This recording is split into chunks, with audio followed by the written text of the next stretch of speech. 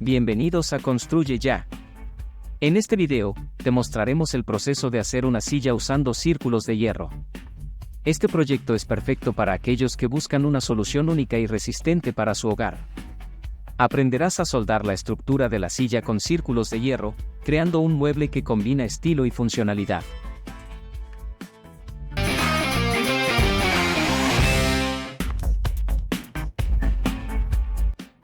No olvides suscribirte y activar la campanita para más contenido sobre bricolaje, construcción y proyectos creativos.